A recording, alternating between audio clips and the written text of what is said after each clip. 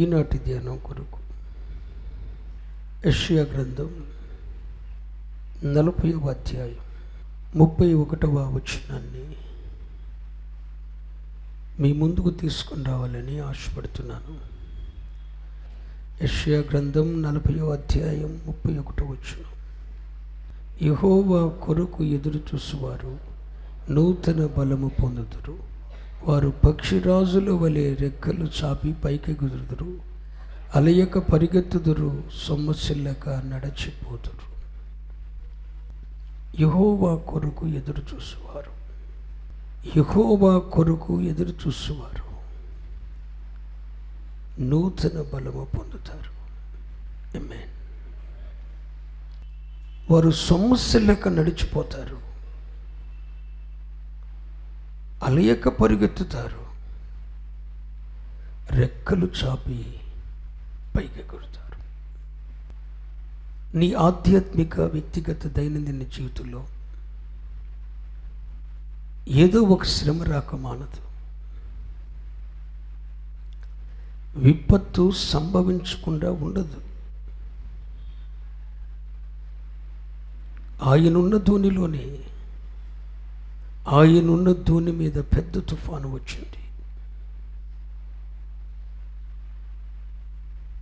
ఆయనున్న చిన్న ధోని మీద పెద్ద తుఫాను వచ్చింది. నీ దైనందిన ఆధ్యాత్మిక వ్యక్తిగత జీవితాల్లో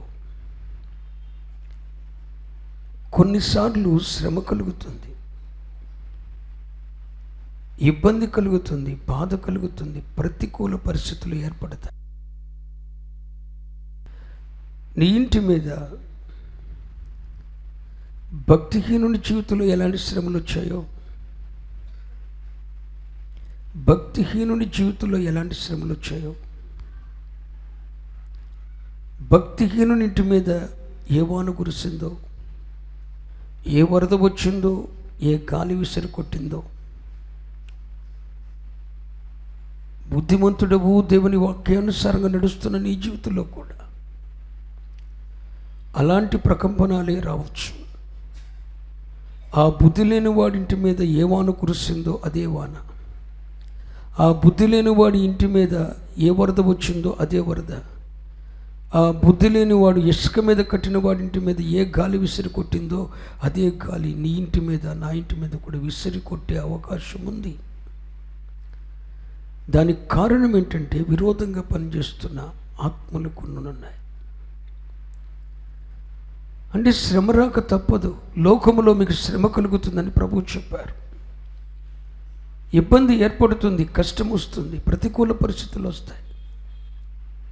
కానీ అప్పుడు నువ్వు చేయవలసింది ఏంటో తెలుసా? నా పక్షమైన ఉన్నవాడు ఒకరున్నారుగా, నా పక్షంగా నిలిచేవారు, నా పక్షంగా పోరాడేవారు, నా పక్షమై యుద్ధములు చేయవాడు, నా పక్షంగా నిలిచి నా బలహీనతలో నన్ను బలపరిచేవాడు, నా ధోని మీద కూర్చుని పెద్ద తుఫానును గద్దించి మిక్కిలి నిమ్మలము చేయగలిగిన వాడు నాతోనే ఉన్నాడుగా. ఆయన చూస్తూ ఉండడుగా, సమయోచితంగా ఆయన సహాయం చేస్తాడుగా. అబ్రహామును తన కుమారుని బలి అర్పణ కోసం బలిపీఠం ఎక్కించినప్పుడు తన కుమారుని ఎడల వాగ్దానములు నెరవేర్చబడటానికి ఆ ఇస్సాకును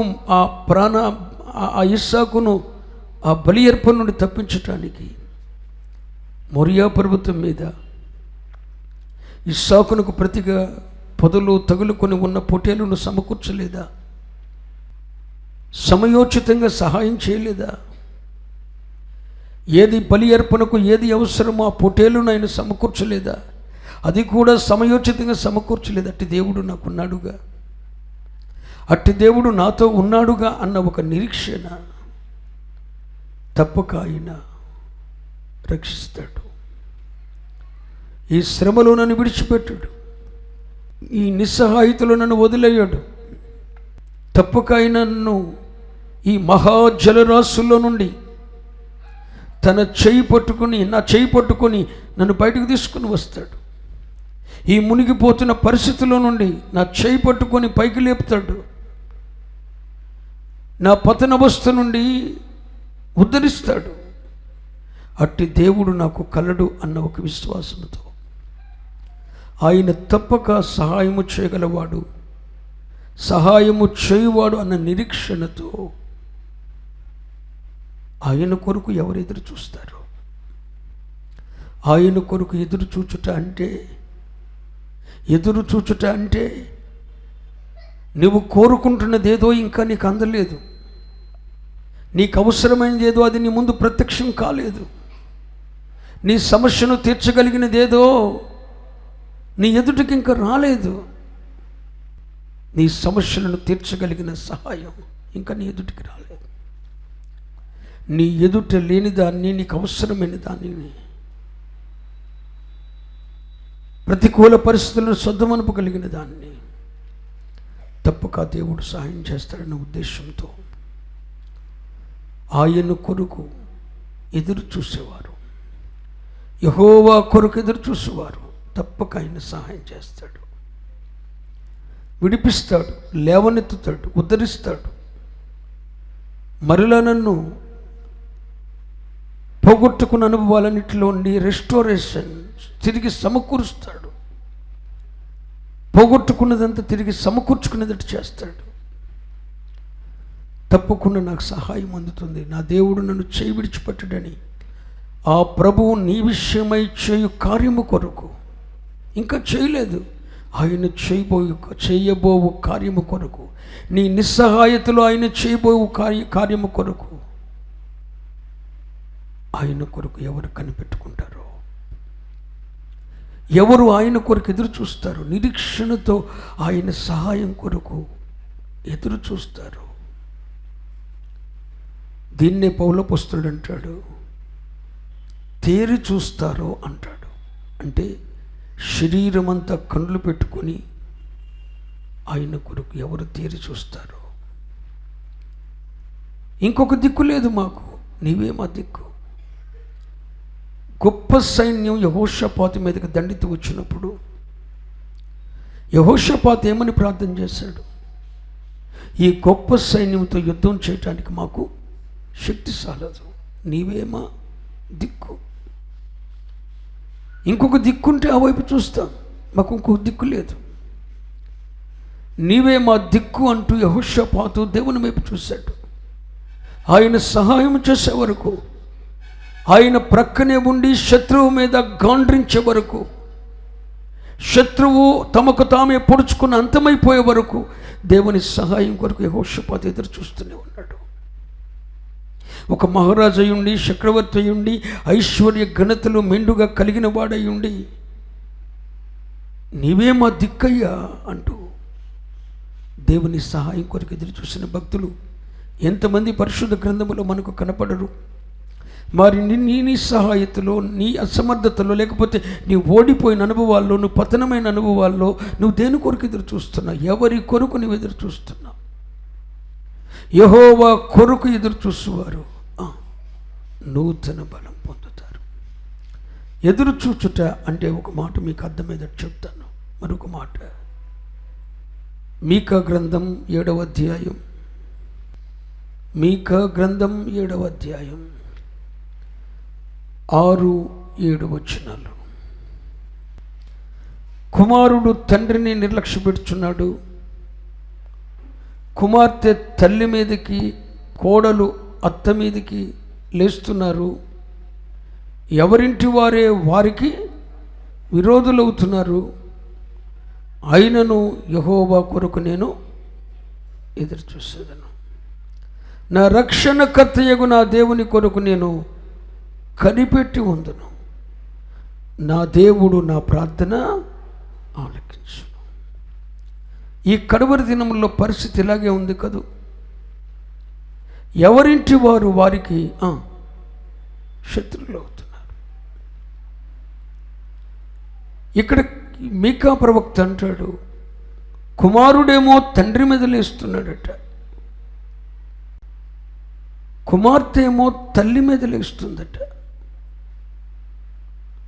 కోడలేమో అత్త మీదకి లేస్తుందట.